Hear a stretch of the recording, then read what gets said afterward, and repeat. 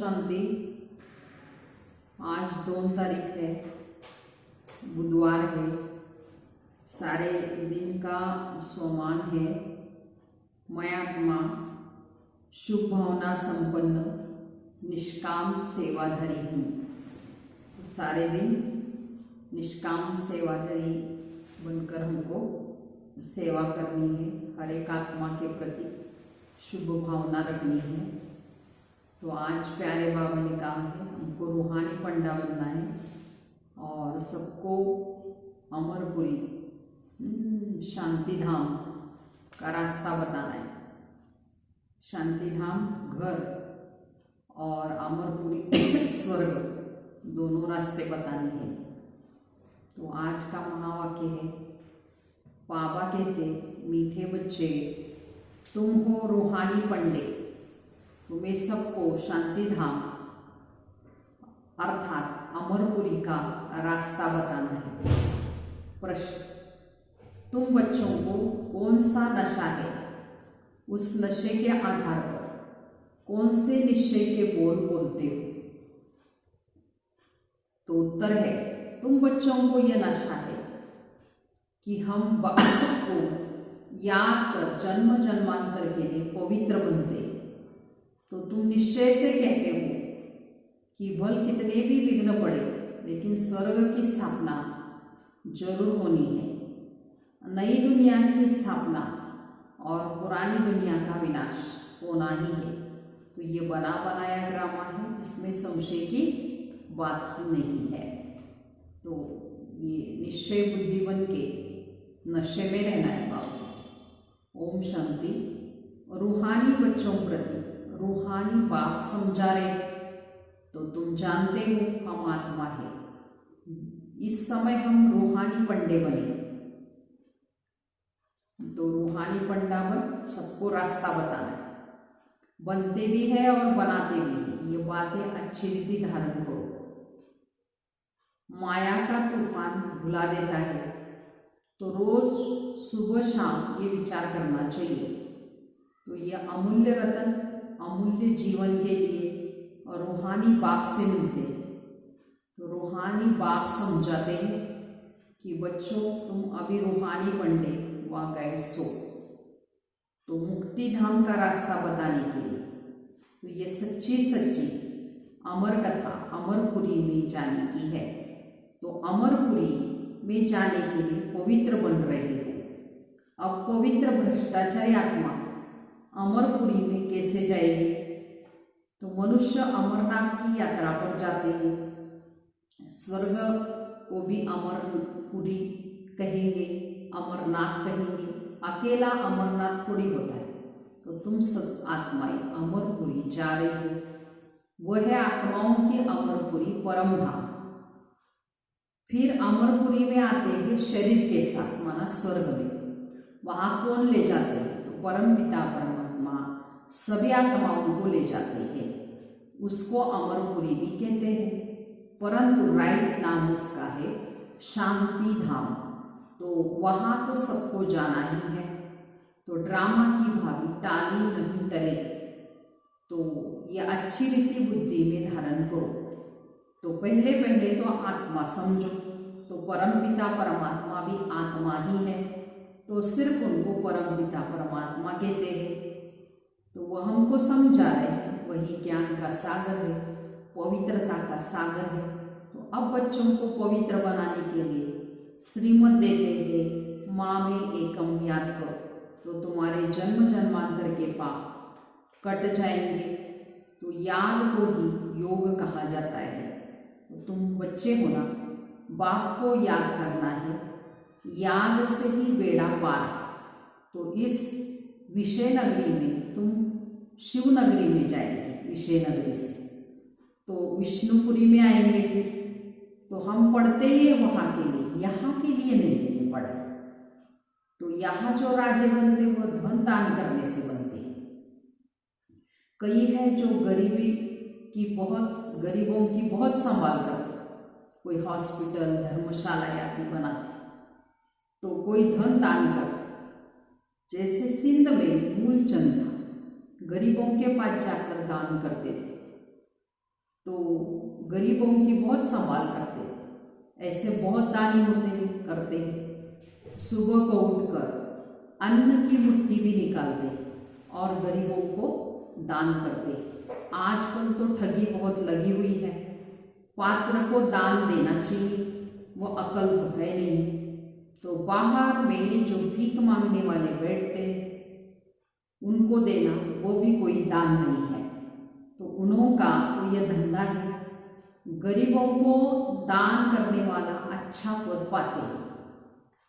अब तुम हो रूहानी पंडित, तो तुम प्रदर्शनी व म्यूजियम खोलते हो, तो ऐसा नाम लिखो जो सिद्ध हो जाए गाइड टू हेवन। बाप कहते हैं नए विश्व की राजधानी के गाइड्स। परंतु मनुष्य कुछ भी समझते नहीं। यह है कांटों का जंगल, स्वर्ग है फूलों का बगीचा। तो जहाँ देवताएं रहते हैं, तो तुम बच्चों को ये नशा रहना चाहिए कि हम बाप को याद कर जन्म जन्मांतर के लिए पवित्र बनते हैं। तो तुम जानते हो बोल कितने भी विघ्न पड़े, स्वर्ग की स्थापना जरूर होनी ही है। नई दुनिया की स्थापना और पुरानी दुनिया का विनाश होना ही है। ये बना बनाया ड्रामा है, इसमें संशय की बात ही नहीं। जरा भी संशय नहीं लाना चाहिए। ये तो सब कहते हैं पति पावन, अंग्रेजी में भी कहते हैं आकर लिबरेट करो दुख से। तो दुख है कि 5 विकारों से, वह है वाइसलेस वर्ड, सुखधाम।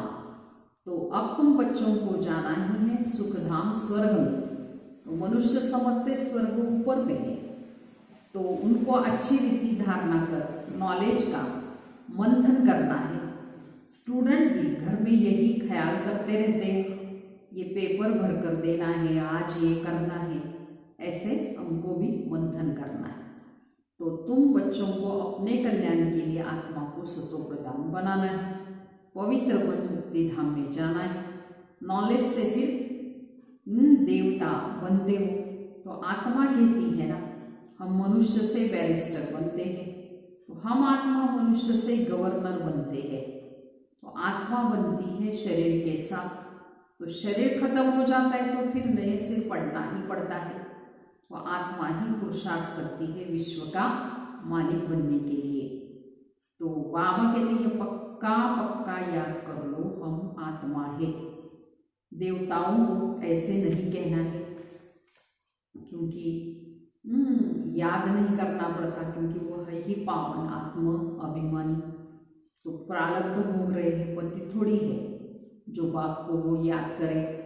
तो तुम आत्मा पतित हो, तो अभी बाप को याद करना है। पतित होने के कारण उनको देवताओं को याद करने की कोई दरकार ही नहीं है। तो ये ड्रामा है ना, एक भी दिन एक समान नहीं होता ड्रामा के अंदर। ये ड्रामा चलता रहता है, सारे दिन का पार्ट सेकेंड बाय सेकेंड बदलता रहता है, शूट होता रहता है। तो बाप बच्चों को समझाते हैं कोई भी बात में हार्ड फेल मत हो जाओ। ये ज्ञान की बातें है, भला अपना धंधा आदि भी करो, परंतु बाबा कहते भविष्य ऊंच पद पाने के लिए पुरुषार्थ भी करो। गृहस्थ व्यवहार में भी रहना है। कुमारियां तो गृहस्थ में गई ही नहीं। गृहस्थी उनको कहा जाता है जिनको बाल बच्चे है। तो बाप तो अधर कुमारी और कुमारी सबको पढ़ाते हैं। तो अधर कुमारी का भी अर्थ नहीं समझते, क्या आधा शरीर है क्या? तो अब तुम जानते हो कन्या पवित्र है और अधर कन्या उनको कहा जाता है। अपवित्र बनने के बाद फिर पवित्र बनती, उनको कहते अधर कन्या। तो तुम्हारा ही यादगार खड़ा है। तो बाप तुम बच्चों को समझाते हैं, बाप तुमको पढ़ा रहे हैं। तो तुम जानते हो हम आत्मा मूल वतन को भी जानती है।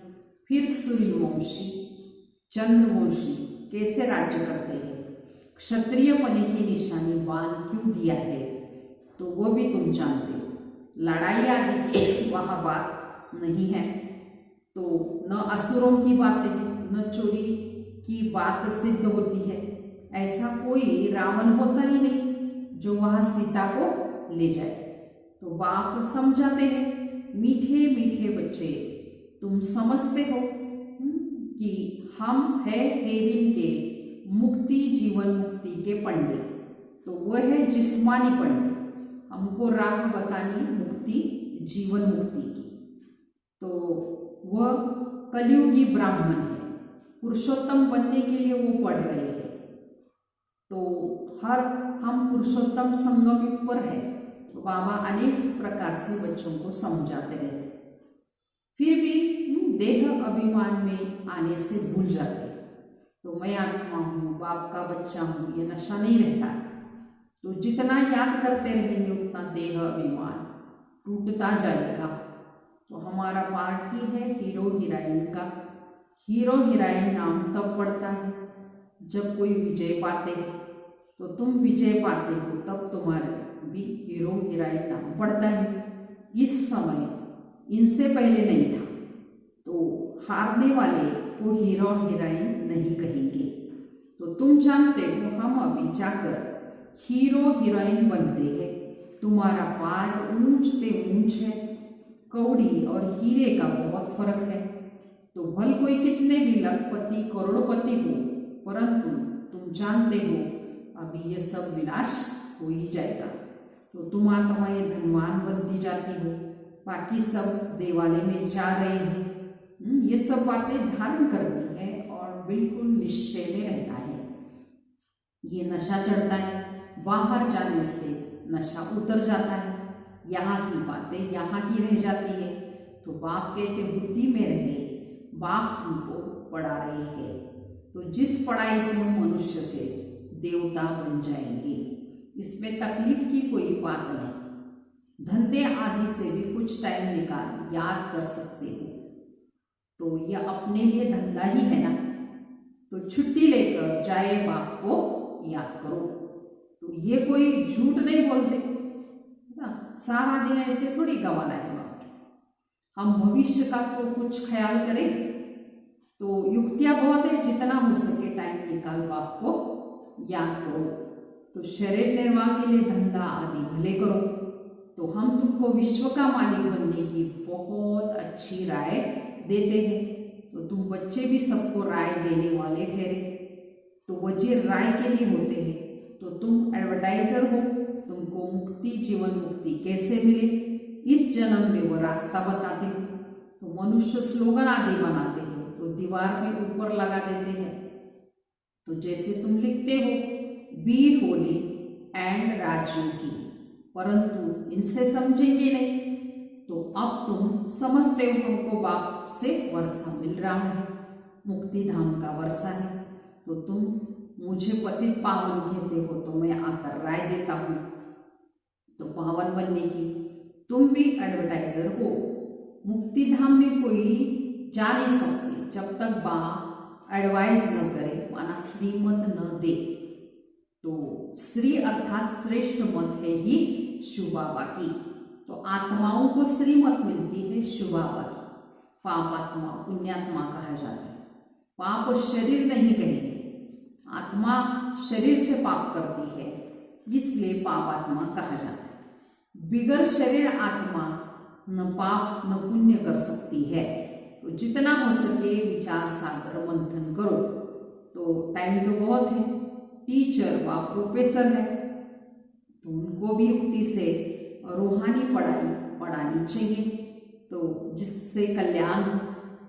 तो बाकी इस जिस्मानी पढ़ाई से क्या होगा? तो हम ये पढ़ते हैं, बाकी थोड़े दिन है, विनाश भी सामने खड़ा है। तो अंदर उछल आती रहेगी, कैसे मनुष्यों को रास्ता बताए। तो एक बच्ची को पेपर मिला था जिसमें गीता के भगवान की बात पूछी गई थी।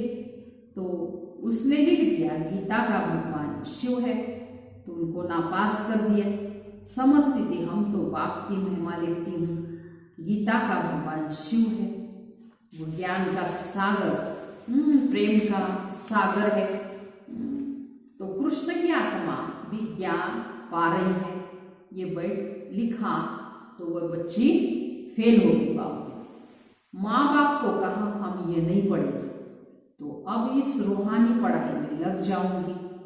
बच्ची भी बड़ी फर्स्ट क्लास है, पहले ही कहती थी हम ऐसे लिखूंगी तो नापास हो जाऊंगी, परंतु सच तो लिखना है ना। आगे चलकर समझेंगे बरोबर इस बच्ची ने जो लिखा वही सत्य है। तो जो प्रभाव निकलेगा वह प्रदर्शनी अथवा म्यूजियम में उनको बुलाएंगे तो पता चलेगा और बुद्धि में आएगा ये बात ही राइट है। तो ढेर के ढेर मनुष्य आते हैं तो विचार करना चाहिए, ऐसा करे जो मनुष्य झट समझ जाए कि ये कोई नई बात है। तो कोई ना कोई जरूर समझे, जो यहाँ के होंगे समझेंगे तो तुम सबको रूहानी रास्ता बता दे। तुम हो रूहानी पंडित, बेचारे कितने दुखी हैं, तो उन सबके दुख दूर कैसे करें। खिटपिट तो बहुत है ना, एक दो उनके दुश्मन बनते हैं तो कैसे खलास कर देते हैं। तो अब बाबा बच्चों को अच्छी रीति समझाते रहते हैं। माताएं तो बेचारी अबोध होती हैं, कहती है हम पढ़ी लिखी नहीं है। तो बाबा कहते हैं नहीं पढ़ी है तो बहुत अच्छा है। वेद शास्त्र जो पढ़ेंगे वो सब यहाँ भूल जाना है। तो अब मैं जो सुनाता हूँ वो सुनो तो समझना चाहिए। सदगति निराकार परमपिता परमात्मा भी कर कोई भी कर न सके। मनुष्य में ज्ञान ही नहीं तो वह फिर सदगति कैसे करे। सदगति दाता ज्ञान का सागर एक ही बाप है। तो मनुष्य ऐसा थोड़ी करेंगे, जो यहाँ के होंगे वही इन बातों को समझने की कोशिश करेंगे। तो एक भी कोई बड़ा आदमी निकल पड़े तो आवाज होगा। तो गायन भी है ना, तुलसीदास गरीब की कोई न सुने बात। तो सर्विस की युक्तियाँ तो बाबा बहुत बताते हैं, तो बच्चों को अमल में भी लाना चाहिए। अच्छा, मीठे मीठे सिकिलते बच्चों प्रति माता पिता बाप दादा का या प्यार और गुड मॉर्निंग। रूहानी बाप की रूहानी बच्चों को नमस्ते। हम रूहानी बच्चों की रूहानी माता पिता बाप दादा को याद प्यार गुड मॉर्निंग और नमस्ते। हम बनेंगे फरिश्ते। वाह बाबा वाह, शुक्रिया बाबा शुक्रिया। वाह ड्रामा वाह, वाह मेरा भाग्य वाह। भी सारी मुरली का धारणा के लिए मुख्य सार। पहली पॉइंट है धंधा आदि करते भविष्य ऊंच पद पाने के लिए याद में लेने का पूरा पुरुषार्थ करना है। ये ड्रामा सेकेंड बाय सेकेंड बदलता रहता है, इसलिए कभी कोई सीन देखकर हार्ट फेल नहीं होना है। दूसरी पॉइंट, ये रूहानी पढ़ाई पढ़कर दूसरों को भी पढ़ानी है। सबका कल्याण करना है। अंदर यही उछल आती रहे कि हम कैसे सांप को पावन बनने की एडवर्टाइज दें, घर का रास्ता बताए। ऐसे सबको बाबा ज्ञान देकर सर्विस करनी है ना। तो बाबा जो श्रीमत देते हैं सर्विस के लिए उसको अमल में लाना है। बाबा ने कहा नई नई युक्तियाँ बताते हैं, उस रीति से नवीनता से सर्विस करनी। वरदान डबल सेवा द्वारा अलौकिक शक्ति का साक्षात्कार कराने वाले विश्व सेवाधारी भव।